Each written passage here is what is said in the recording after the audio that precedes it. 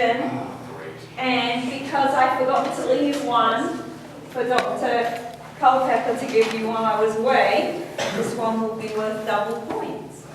So, you can have a go at it up front for 4 points, and a go at the end for 2 points. Okay?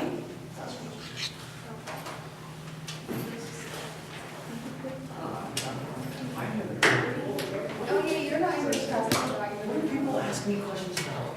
I think this move classes that I've been to. Well, she knows it's true. She's attendance. This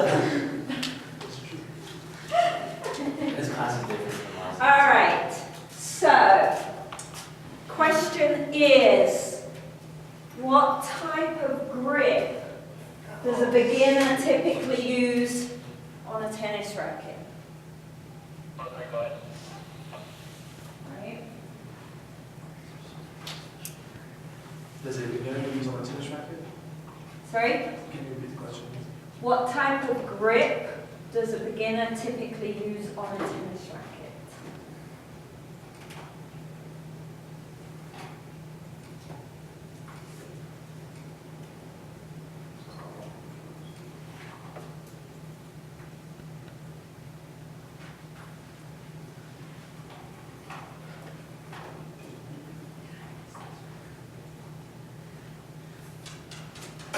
Okay. Uh-oh. It's, Did you put a number 1 on it? Remember to put a number 1. Thank you. Uh-oh. Lots of number 1s and not a lot else. Oh. I'm just trying to do the practice scale. I think I know Thank you. Thank you.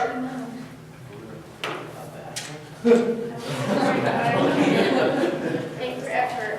A for effort? Yeah. Your notes are loosely, okay. So did I.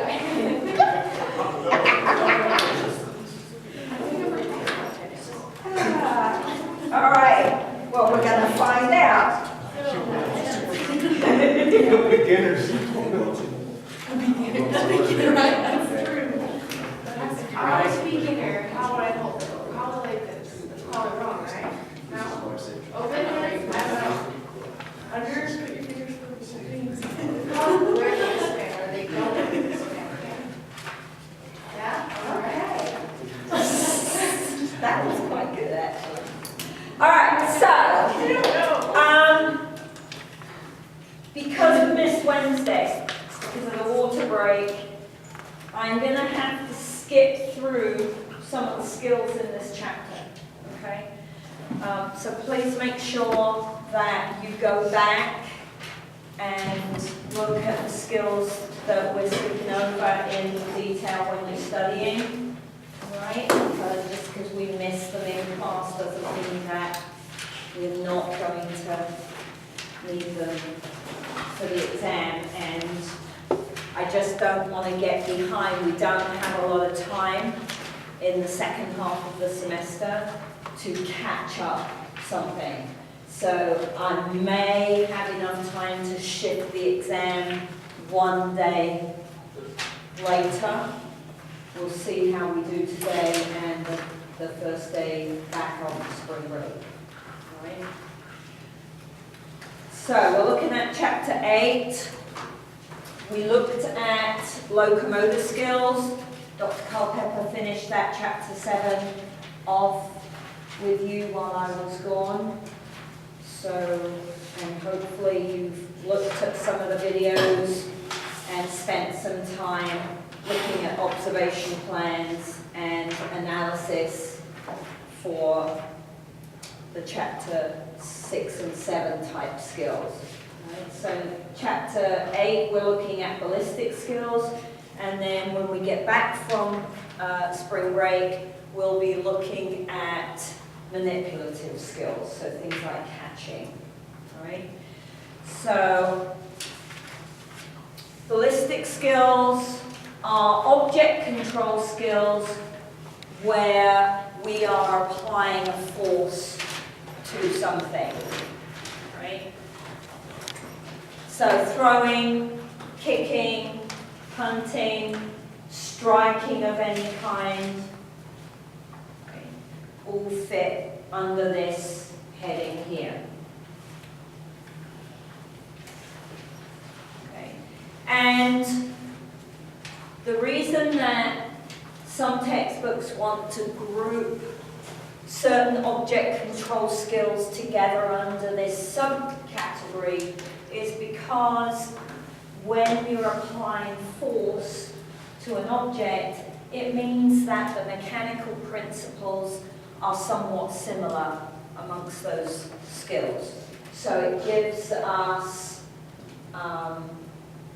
makes it easier. I can look at which mechanics did we talk about earlier in the semester that apply to this group. Right? So all of them, for example, are going to be more effective given a long step in, because I can apply force over a longer period of time with a long step, whether I'm kicking or I'm throwing or I'm striking. So, first one we're going to look at is throwing. And throwing can take several forms, right? We can do a two-handed underhand throw, or a one-handed underhand throw, or a toss, right? A sidearm type throw, baseball, softball, cricket, you often will see a sidearm throw, right? You don't tend to see it in basketball or football in the same way, but in those other fielding type sports you see sidearm throws. Overarm, two hands or one hand. Right?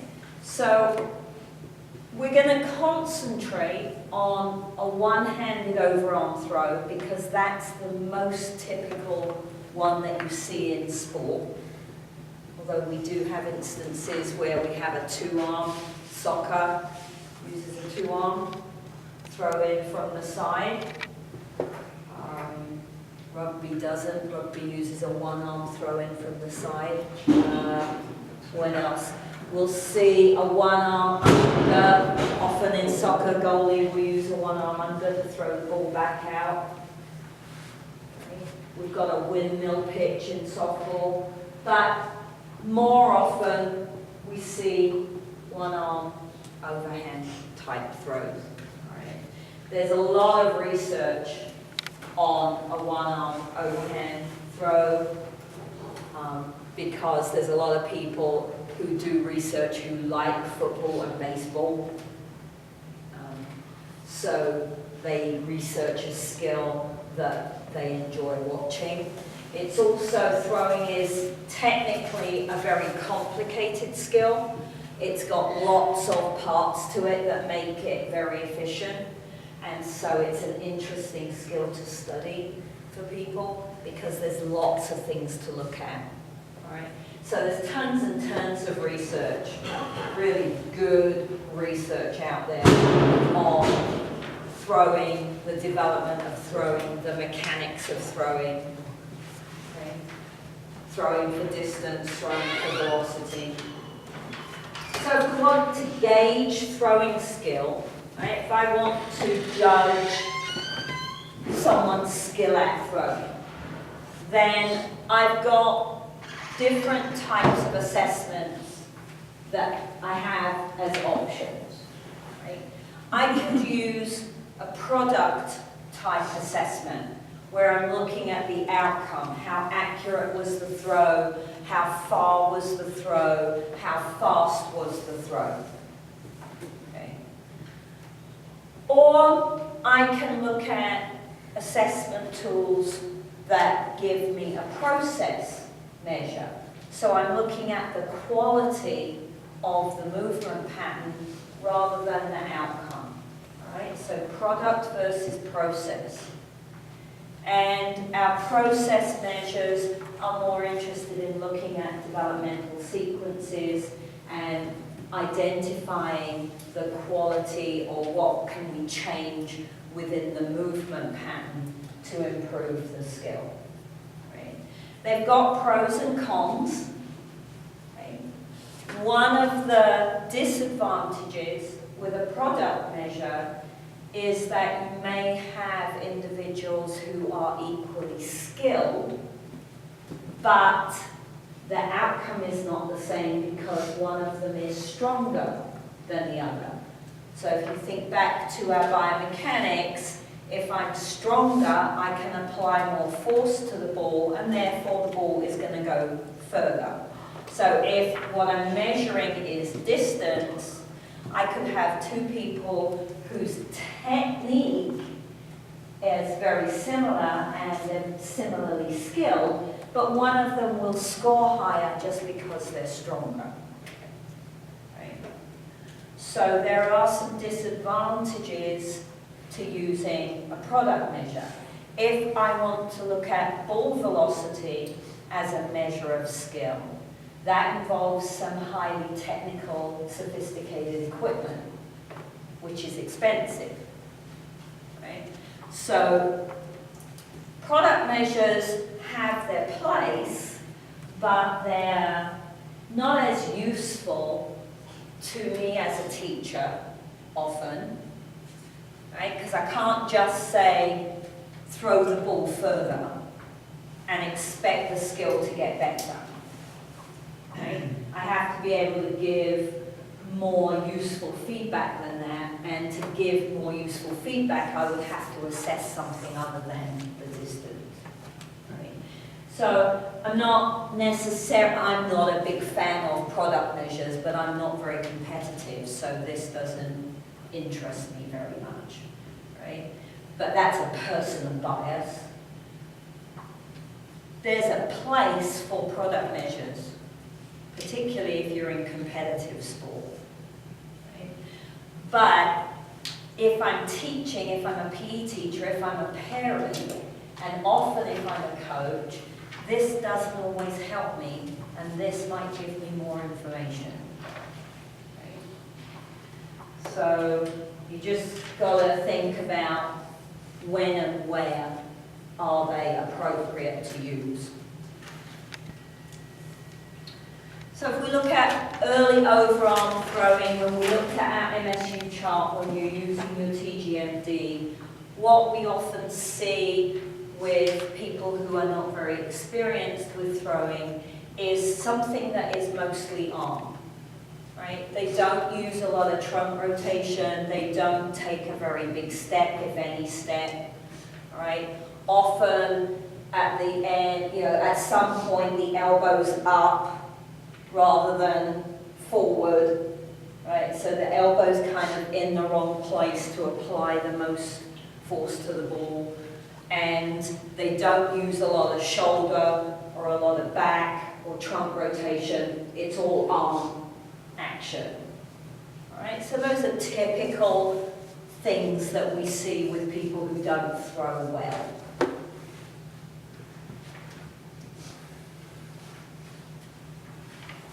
So this diagram gives us a very good picture. Some of you may have seen this already at the CBC. A lot of you haven't had the opportunity to go yet. We'll pick that up after spring break and start afresh and get out. Let's all keep our fingers crossed for nice warm weather when we get back from spring break, and we'll be ready to go and have fun for the rest of the semester. But you'll see quite a lot of this. If you look back to your MSU chart, right, no foot action, this kind of arm action is a stage 1 throw. So this is really basic. Right? This one would still be beginning. It's still a fundamental throwing pattern. Right? This is not technically very good yet. It's not proficient, it's not going to be very effective, but it's better than the previous one. And if I look at my MSU chart, then here I've got a step in opposition, short, no trunk rotation, no arm swing, throw. So this would be a stage 4.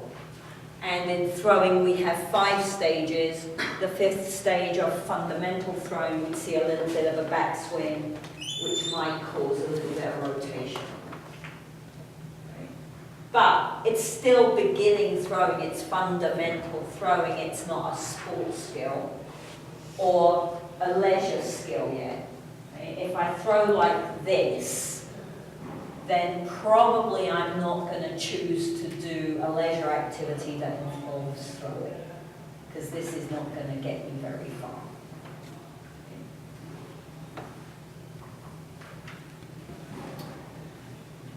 So, we're not going to watch all the videos because we don't have time. We're going to try and get through, but you can see all these videos if you open up the PowerPoint that is on Blackboard, and you've got them all at your website for your textbook, okay? So you can go back and watch the videos to see what we're talking about. And that is classic stage 1, okay? No foot, pick the ball up, chuck it.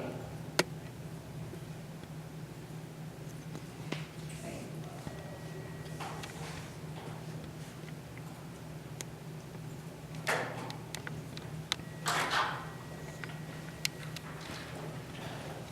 Alright, so we can identify someone who's not very experienced at throwing, doesn't have a very good motor pattern for throwing yet.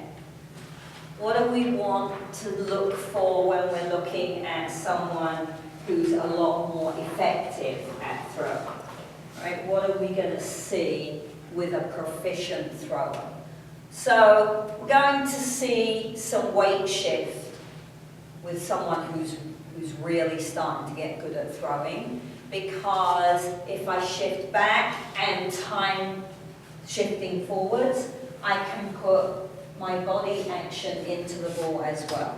Okay, so we see some weight shift, we're going to see some trunk rotation, and we're going to see much better arm swings. And the bigger the arm swing and the more forceful the arm swing, the more shoulder rotation we tend to see. Right? We're going to see stepping in opposition with someone who's good at throwing. Right? Very rare occasions where stepping with the same foot does me any good. Right? I always want to step in opposition, because now I can rotate around, I can get a bigger backswing, all kinds of things go on mechanically once I step in opposition. Differentiated trunk rotation. So not only do I rotate, but the better I am, the more we start to see from the backswing, the hips move and the shoulders lag behind, and then the shoulders come through. So we see not a blocked rotation anymore, we see the hips followed by the shoulders, right? Differentiated rotation. We should see some lag. So the forearm and the upper arm, we start to see traveling behind the rest of the body. Causes a lot of strain on the shoulder and the elbow. So we see in really good competitive throwers, we often see shoulder and elbow injuries, and occasionally wrist injuries, depending on the size of the ball. Not so much for footballers, I don't think, but for pitchers, wrist injuries, because as they release the ball, then there's a lot of extension in the wrist after they release the ball. So we start to see a sequence. We step as we start to turn, we start to move the arm, we move the hip, we move the shoulder, and we can do a sequence within the skill.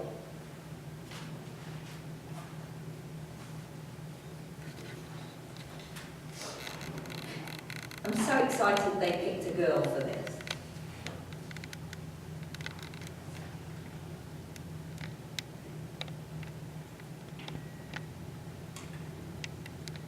Okay. Not brilliant, but better than fundamental, right? Sadly lacking in a backswing. Not a lot of rotation.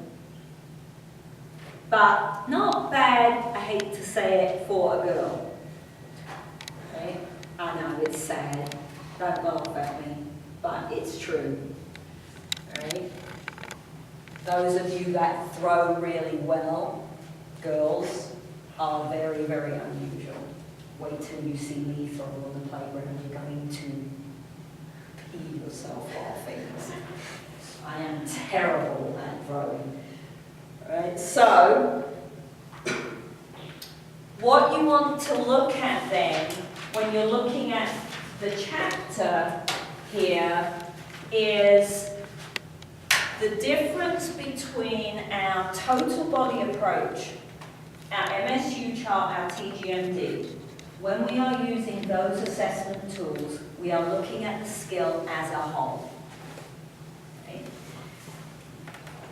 I can use a component approach and I can get more information.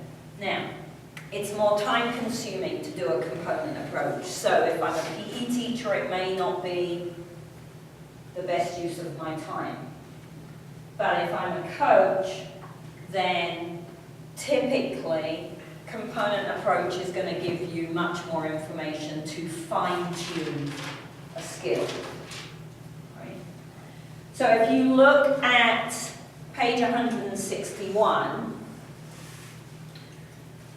then they have a validated developmental sequence by component for throwing. As I said, there's tons and tons of research on throwing. So we're lucky if we're throwing coaches, we have a validated sequence. Right? But if you look at this chart, and you were trying to use this chart to assess a thrower, even on a film, does the chart look very user-friendly? No, right? If you were trying to use that chart to assess the skill, that would be quite difficult, right? So, what you do is you turn the chart into an observation plan. So a couple of pages on page 164, they make an observation plan for the components that are important in throwing.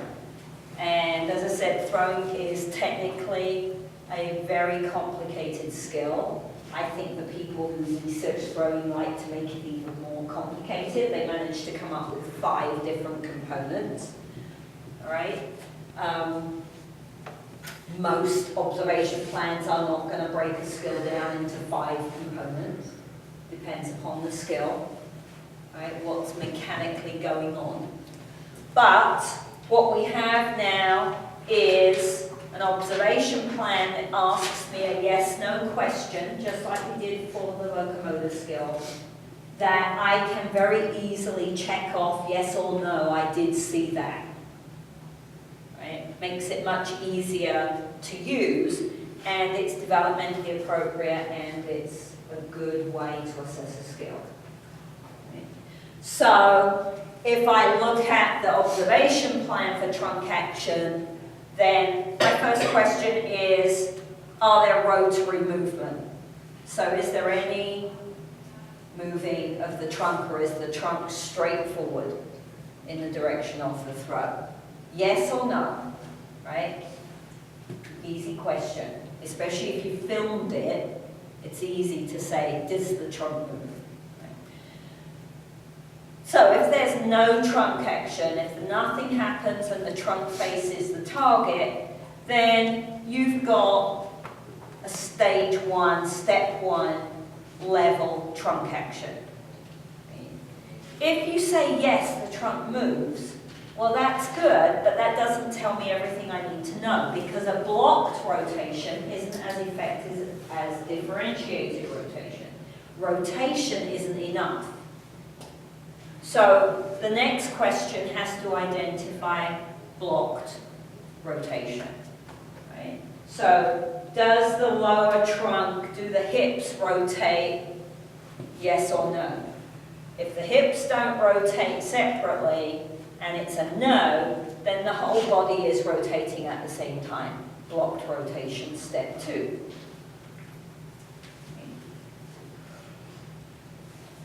And then you want to say, okay, if I'm not step 2, do my shoulders move, in which case I'm getting differentiated rotation. So this gives me much more information as a coach. Do I have time to do it as a PE teacher? Probably not, right? My TGMD idea is a lot, you know, do I see an arm swing? Are they stepping in opposition and are their shoulders rotating? Okay, yes. Their stage, whatever, right? So make sure when you're looking at this information that you tie up the difference between if I'm using a total body approach or if I'm using a component approach, right?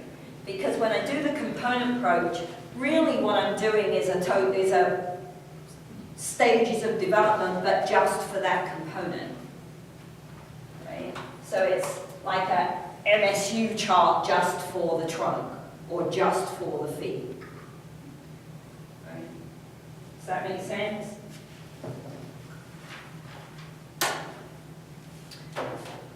And as I said, they managed to make it really complicated and give us 5 different components for throwing.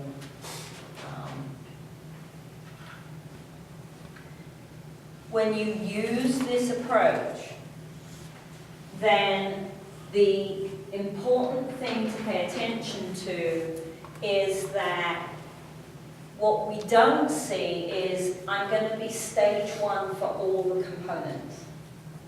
So when you look at your observation plan here, I'm not going to be, unless I'm really, really, really a beginner, no experience, I'm not going to be step 1 for foot, step 1 for backswing, step 1 for trunk, step 1 for humerus, and step 1 for forearm.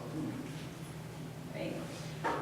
What you get as people progress with throwing is that they move through the steps for the components, but not all at the same speed. So for example, you see the change in the foot action quite early on.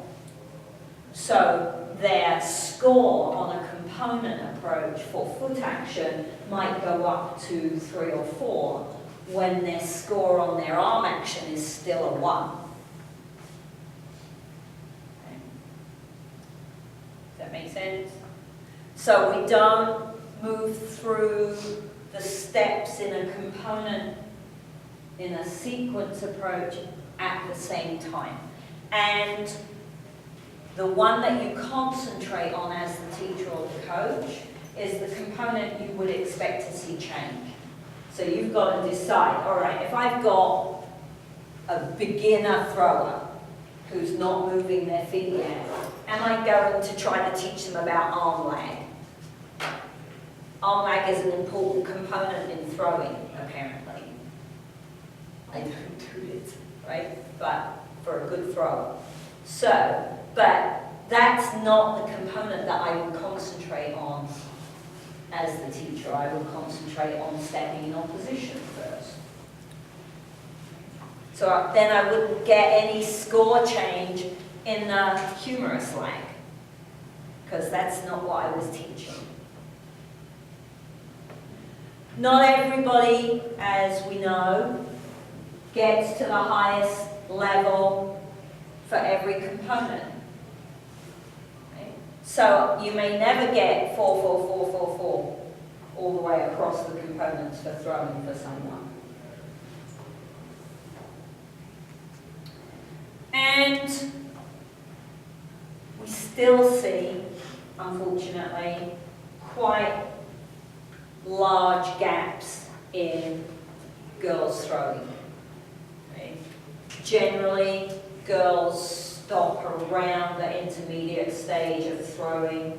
They never make that really, really good step. We don't have the experience. There's not enough modelling of throwing for girls. We don't see a lot of softball on the telly. It's getting there. Right? We're getting more, but it's not a lot. So, when we look at what happens developmentally, then throwing is pretty stable as a skill. So, once you've got to a particular level, right, particularly if you are quite good at it, then chances are, unless you get some kind of individual constraint, you develop arthritis in your elbow or your shoulder or your hip and you can't take a big step, right? Unless something happens to you physically, your throwing skill stays pretty stable across your lifespan. Even in older adults, we see pretty high levels of throwing if they were skilled throwers when they were younger.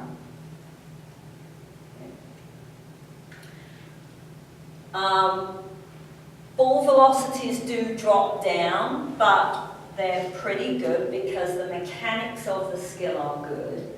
But as I get older, I start to lose strength. I lose muscle mass, so I can't put as much force on the ball. So we do see some drop in velocity, but it doesn't disappear and become really slow. And usually the changes that we see are more to do with controlling it. So I get less range of motion, I get stiffer, I get tighter, or I get sore. So my arm swing gets a little bit shorter, and that affects what I can do with the ball. But the coordination of the skill is relatively stable.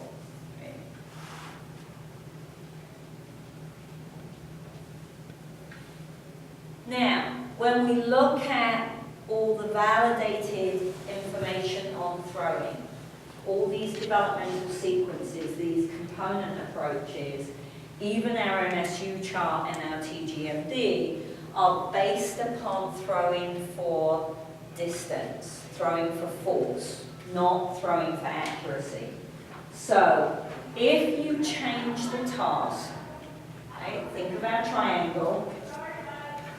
Our triangle says, right, there's the pattern. If I change a constraint, the pattern will change. So, if I'm throwing hard or I'm throwing for accuracy, that's a task constraint. I change the goal of the skill. Right? I don't want you to throw really hard. I want to make sure that you hit that spot. Right? So I change the task. If I change the task, then the theory suggests that the pattern will change. And that's what we see. If you ask people to throw really accurately, even if they're very good at throwing, we tend to see lower levels on the developmental charts for what they're doing, right? Their step gets a little bit shorter. They maybe don't differentiate their rotation, right? They won't have lag on their elbow, on their humerus, okay? And their forearm, if they're trying to hit a particular spot.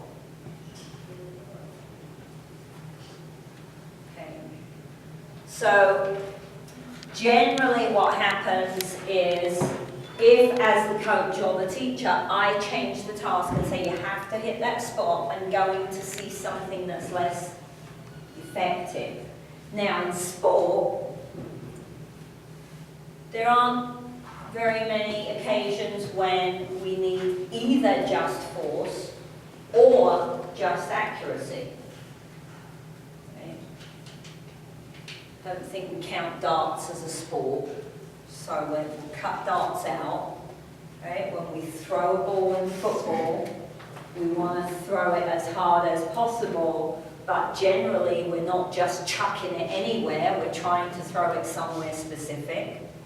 If I'm pitching or I'm fielding, I have to throw the ball very hard, but I'm not just throwing it any willy-nilly across the field. I'm trying to get it to a teammate at base. Right? So we've got a bit of a conundrum when we look at sport and throwing, because what do I ask for? Do I ask them to throw the ball really hard, or do I ask them to make the spot? And I have to be willing to have a bit of a trade-off. If I want them to be accurate, then chances are they're not likely to throw as hard as they can.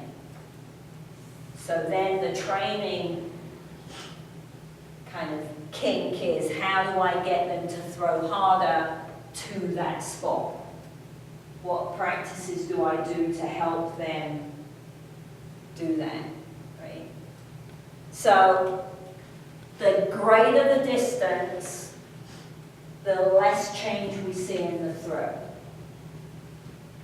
Right? So when you've got a quarterback, and I am personally a big anti of the amount of money there is in sport, right? But when you have a quarterback who can throw a ball and hit his player every single time he throws the ball, that's highly, highly skilled. It is. Right? So, does that make him worth a lot of money? Right? It's difficult to do both. Play with it for yourselves and see what happens if you try to throw the ball really hard and you put an X on the wall and you try to hit that X at the same time. So,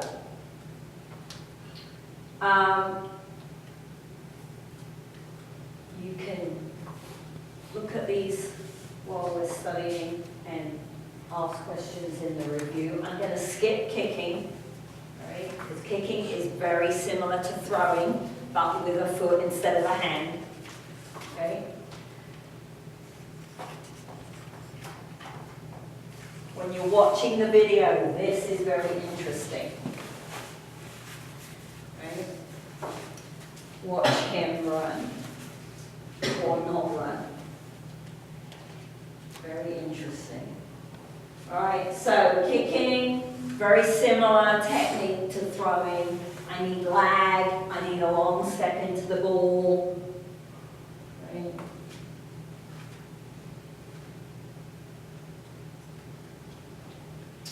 Punting,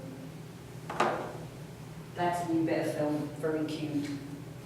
Dreadful punt, very cute. Just show you that.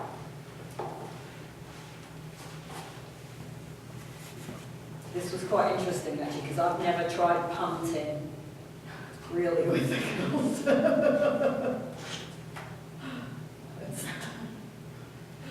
Not only does she basically not drop the ball, yeah, I think she makes contact with it while it's still in her fingers.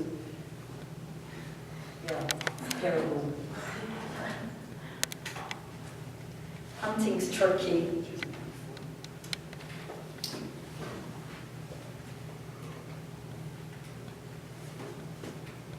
All right, so similar idea. We don't have validated sequences for punting and kicking, but there are some sequences out there. There just hasn't been enough research on them. Striking. All right, so I can strike sidearm. Okay, I can strike overhead, volleyball, tennis serve. Right, I can strike underneath, cricket, golf, right? So striking is a little vague. If you're talking about striking, make sure that you define what you're talking about. Right? I can use a body part. I can strike a balloon or a ball with my hand. Right? Or I can use an implement. At the daycare, we're going to use, I didn't say that, she'll tell me off. At the CDC, we're going to use paddles that look a bit like tennis rackets.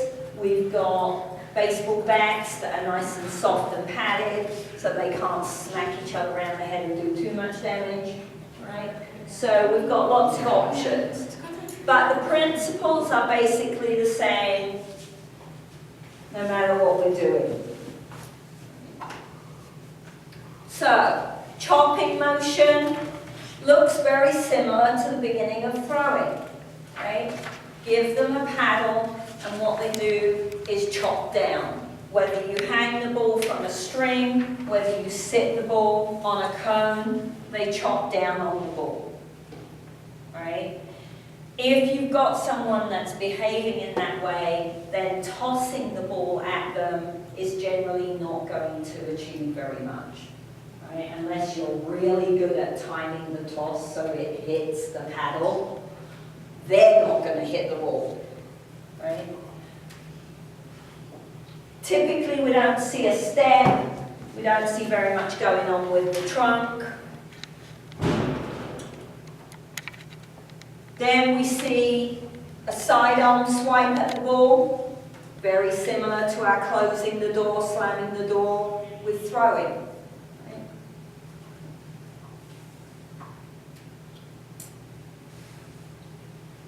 And then we'll start to see maybe a stepping forwards. In tennis these days, they've tended to change. In the old days, when you taught a forehand, you always step forwards with the opposite foot, and you had your opposite shoulder facing the net. If you watch professional tennis, they don't hit many forehands like that anymore. They hit them much more open stance, and they use that action to create spin and speed on the ball, right? So things have changed quite a lot. But you're still going to see some footwork going on. Something's going to happen with the feet. Right? Horizontal swing, again, depending which level you're working at. If you're working with tennis players who are very experienced, they may come from down, up and over the ball, not exactly horizontal, right? They may come across the top of the ball. But that kind of idea. And I'm going to start to see some lag on the racket. Okay. So, when they grip the racket, first off, we do a power grip.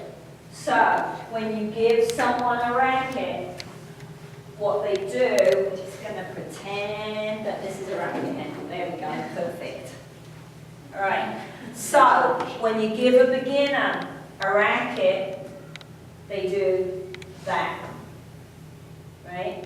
Now, the thing about that grip is it leads to those first two kind of stages that we see. As they get better, what you want to encourage is a shaking hand type grip, because now I've got more flexibility in the wrist, I can leave the racket behind, I can go sideways and across, right? I've got much, I can do a lot more power if I just pick it up to shaking hands.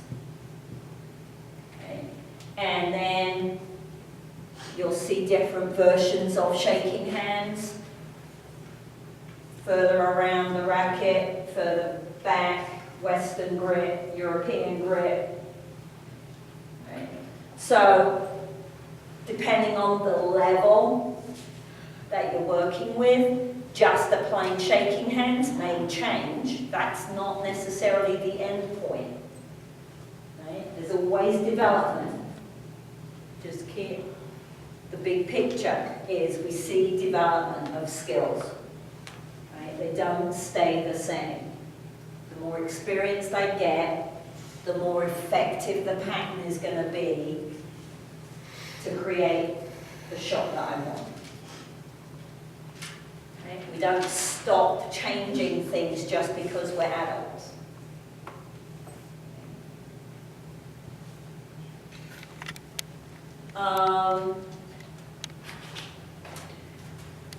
Then the next skill they look at is overarm striking.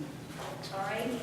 There is a typo on my PowerPoint on here. I need to swap these two. This one and the next slide should be reversed, okay? Because the next slide looks at tennis players serving in older adults, which is an overarm strike. And this one is looking at golfing and an iron shot, which clearly is not an overarm strike. So that shouldn't be there, all right? But there's becoming a lot more research in the older age group. We've got more of them. And we need to find out what happens to their skills. Tennis and golf are very good lifetime skills.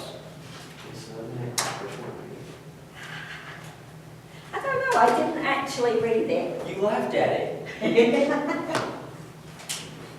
All right, so what type of grip do we typically see with a beginning